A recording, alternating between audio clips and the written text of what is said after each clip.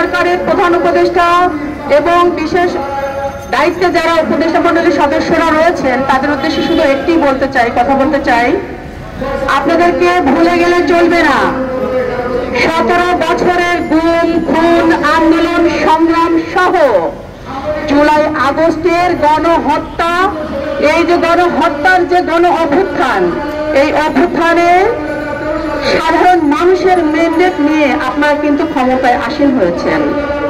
আপনাদেরকে মনে রাখতে হবে, আপনাদের প্রধান লক্ষ্য হওয়া উচিত একটি গণতন্ত্র প্রতিষ্ঠা করা, আর সেই গণতন্ত্র প্রতিষ্ঠার মূল মন্ত্র হচ্ছে নির্বাচন।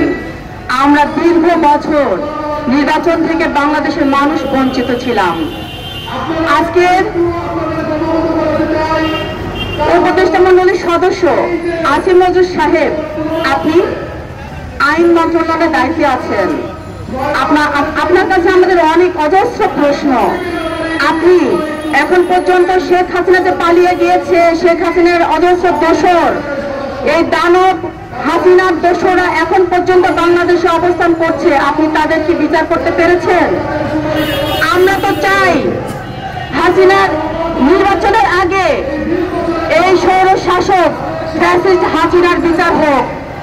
অজস্র যে আমরা ভাইদেরকে হারিয়েছি, খুন করা হয়েছে, গণহত্যা করা হয়েছে জুলাই আগস্টে, তাদের সঠিক আইনের আওতায় নিয়ে এসে তাদের বিচারের দাবিতে আমরা এখানে দাঁড়িয়েছি। তাদের সঠিক বিচার করা হোক।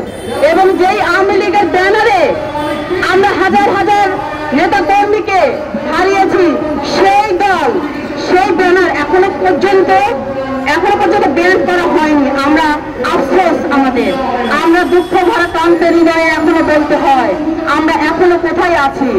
আমরা এই অন্তর্বর্তী সরকারের কাছে আমাদের অনেক প্রত্যাশা, সেই প্রত্যাশা এখন পর্যন্ত আমরা কোনো কিছু দেখতে পাচ্ছি না। মন্ত্রণালয়গুলোতে এখনো পর্যন্ত দানব নামে শাসকরা অবস্থান করছে। আমরা যদি সুষ্ঠু নির্বাচন চাই, সেই নির্বাচনের রোডম্যাপ এখন কি আপনারা তৈরি করতে পেরেছেন? না, আমরা এখন পর্যন্ত সেটা দেখতে পাচ্ছি না। অনতি বিলম্বে এই অন্তর্বর্তী সরকারের কাছে আমাদের অনুরোধ, অনতি বিলম্বে একটি সুষ্ঠু ভোটের মাধ্যমে, গণতন্ত্র প্রতিষ্ঠার মাধ্যমে আপনাদের ক্ষমতাকে হস্তান্তর করুন। এটাই আজকের এই মানববন্ধনের একটি প্রত্যাশা। সকলকে অসংখ্য ধন্যবাদ। আসসালামু আলাইকুম। নির্বাচনের রোডম্যাপের দাবিতে নাগরিক সমাবেশের এই পর্যায়ে বক্তব্য রাখবেন